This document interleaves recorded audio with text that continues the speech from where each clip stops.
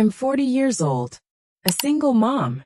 My life is divided into two halves, before marriage and after.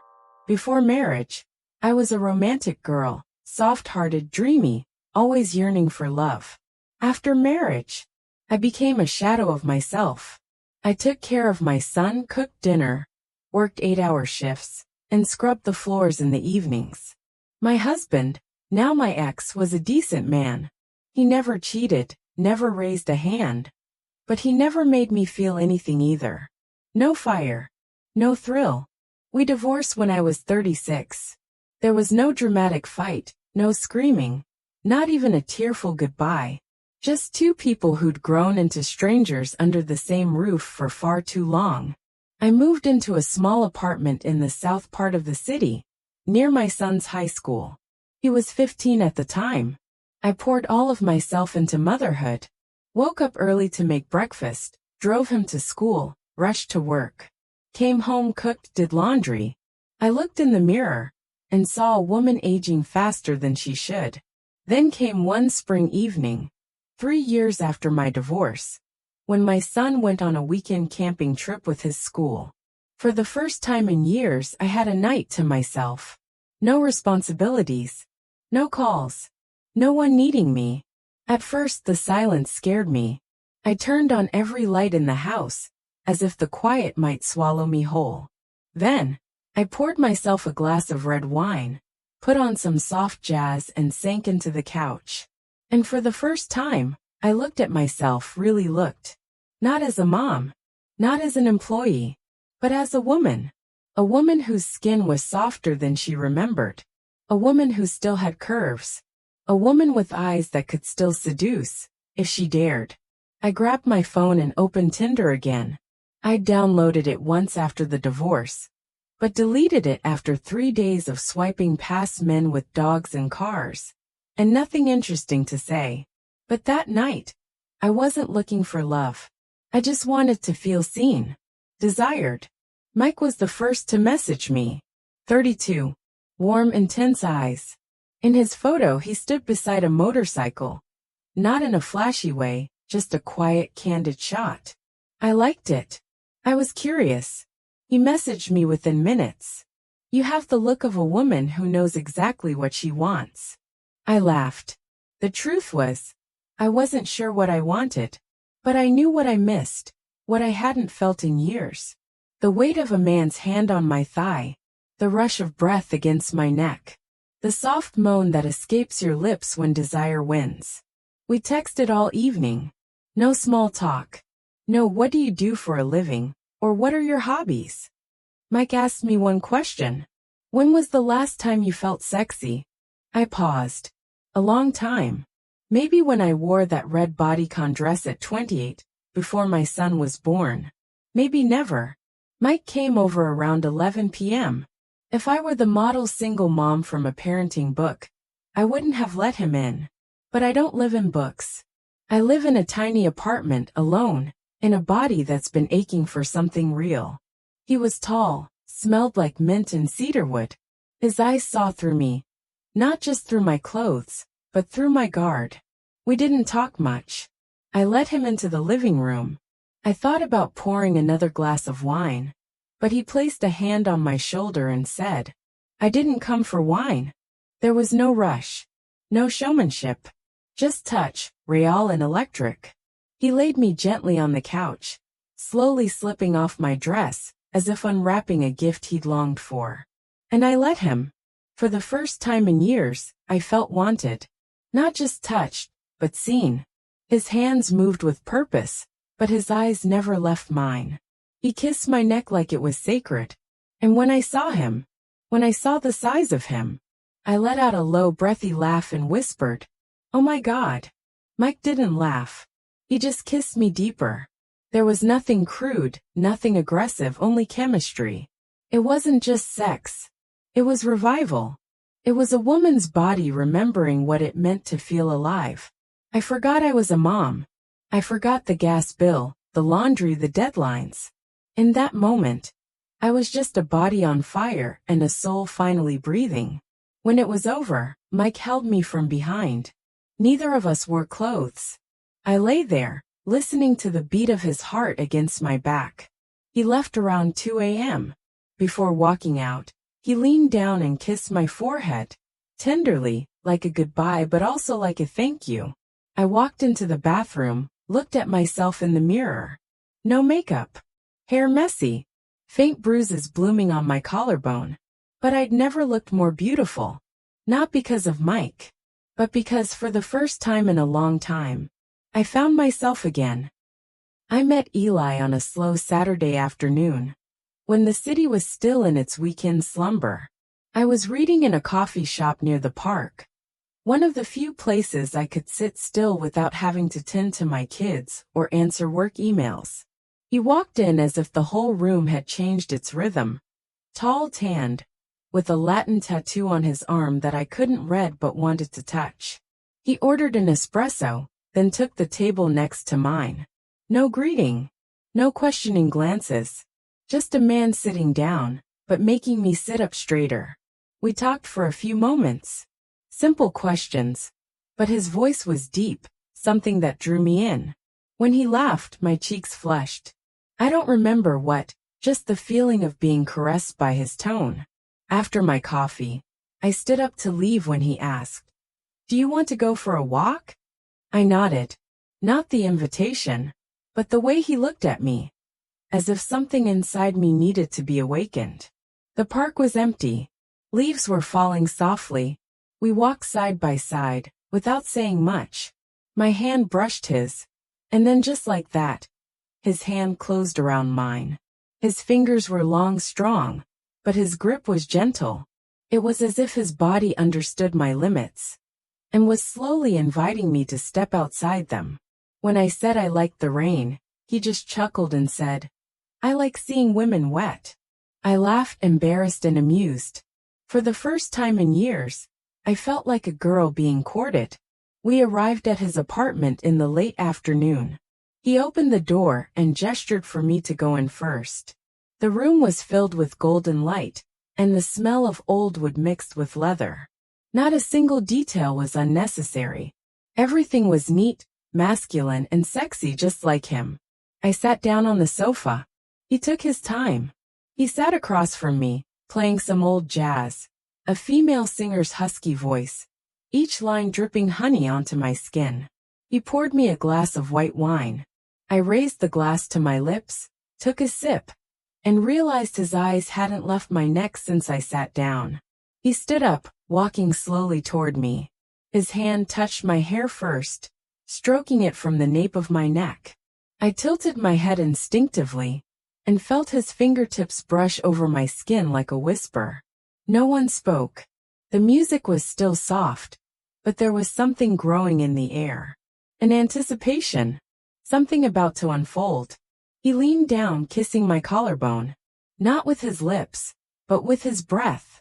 Then with his tongue, slowly, as if every millimeter of my skin was worth exploring with all his focus. My arms snaked around his neck. I didn't know when I'd done it. My body made its decision before my mind could. He lifted me up, his hands on my waist as if he had learned every curve. I could feel his palms, warm, rough, and that was why they were so gentle. We didn't rush into each other. We unclasped little by little. I heard the snap of my bra, a soft sound, but in that space, it sounded like the opening of a new universe. He didn't look up. He kissed my shoulder, then my breast, not frantically, but as if he were drawing something with his mouth. Every time his lips touched my skin, I felt a small fire burn, not fiercely but slowly, gradually, gathering in gentle, uncontrollable waves in my lower abdomen. I had never been loved like this before. Every inch of me was cherished, every breath understood. He laid me down. The late afternoon light filtered through the curtains, casting shadows across my body. I saw his eyes on me for a long time. Not like a hungry man, like I was the most beautiful thing he had ever seen. When he pulled off the last pair of jeans, I let out a soft breath. He was big, but not just physically. There was a solidity to him, something primal.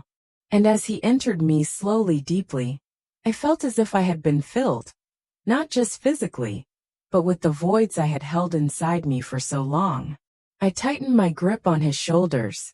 His every movement was an answer to the long nights I had lain silent, remembering a feeling I thought I had lost forever. He whispered my name in my ear, then fell silent. Only the sound of skin against skin gasps, music between breaths filled the room. Our bodies didn't collide, but instead, like two instruments playing a slow, sweet, yet deeply melting ballad. When I reached my peak, I didn't scream. I cried. Tears welled up, not from pain, not from sadness, but from the fact that I had never felt like this. Understood, touched, seen as a whole woman. Eli didn't pull away right away. He lay on top of me, breathing into my neck. Then he raised his head, looked at me. His eyes didn't ask, "Are you happy?" They said, "I know you need this." I lay there for a long time, my chest heaving against his. He kissed my forehead, then pulled me into his arms as if I couldn't. I met Ryan at the gym. It sounds funny. I, a 40-something mom, go to the gym not to hunt for guys, but to try to regain some of my youthful curves. I usually go at noon, when the gym is empty, the sunlight slanting through the glass windows, reflecting off the mirror with beads of sweat. Ryan is the new trainer, tall, trim, tanned, and eyes that are too young. There's something about his gaze that's both innocent and challenging, the kind that makes you waver between politely declining and entering an uncontrollable game. I didn't mind. At first, I went to run, do squats, and then leave. But Ryan did.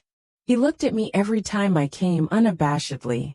Every time I bent down to tie my shoes, or pulled up my shirt to wipe the sweat from my neck, I could feel his gaze lingering longer than necessary. One day, he approached me as I was trying to lift a barbell.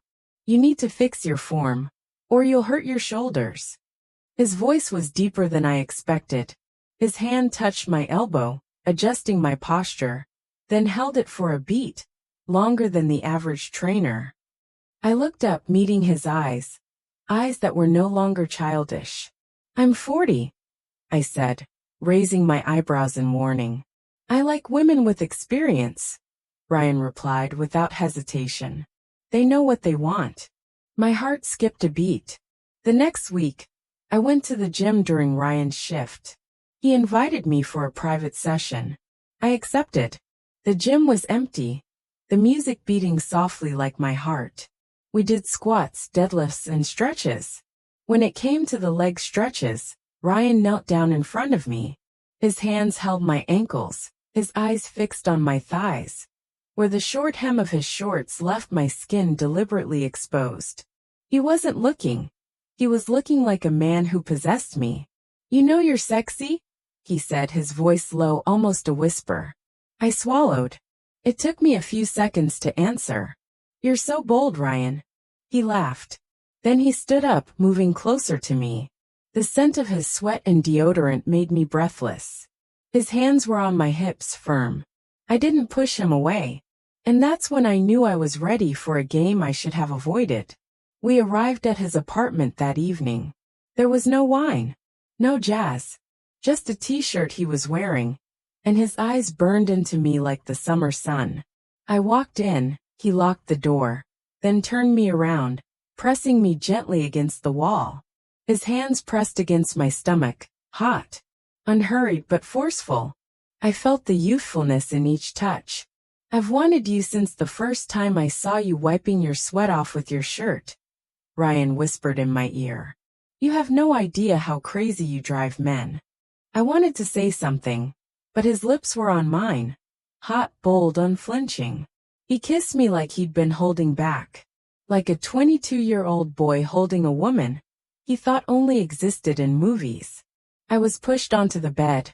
He pulled my shirt over my head, then leaned down, kissing my stomach inch by inch. Unhurried. He was young, but he knew how to make an older woman tremble. I could feel his hands sliding down my hips, down my thighs, grazing and lingering, tentative. When he slid his fingers into my panties, my eyes closed. He didn't ask if I wanted to, because my body had answered for me long ago. soaked, trembling. He peeled me off like a present, layer by layer, button by button, breath by breath. And then when I saw him strip off his jeans, I almost gasped. He was young. But God, that body was that of a god. I laughed, half in awe, half in awe.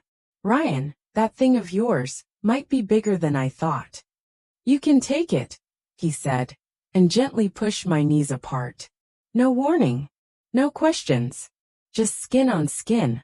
A jolt of electricity running from my hips all the way up to my neck. He entered me slowly, very slowly. Enough for me to feel every millimeter of that youthful, intense life. I clenched the sheets. I moaned softly. I felt like I was being filled with fire and water at the same time. He started moving, rhythmically, steadily, but each thrust was like a wave crashing against the shore, then receding, then crashing again. I don't remember my name. I only remember the way Ryan looked at me, not like an older person, but like a goddess he was worshipping with his own body. He picked me up, turned me around, then from behind again. I had never been loved like that. Each touch awakened parts of me I had forgotten. I was no longer a single mother. I was a woman. I was a desire. I was something a young boy would burn for. We made love all night. For times. For times he broke me. And the last time, when he collapsed next to me, naked, sweat dripping down his back, I turned to look at him. A boy who was smiling tiredly, but still had the strength to whisper, "Next time you wear those shorts, I won't be able to take it." I laughed, smiling like a 20-year-old girl, because in the arms of a 20-year-old boy, I feel young again, not because of age. Thank you for taking the time to listen to this story. If you find the story engaging, if you want to continue to accompany the secret confidences, the real experiences, full of passion and emotion, please click the subscribe button now. Don't forget to turn on the notification bell, so you don't miss any new chapters. Because the most interesting things are still waiting ahead. And if you have any feelings after watching, please leave a comment. I always listen and appreciate every sharing. This channel is for those who dare to live true to their emotions. Thank you for being here.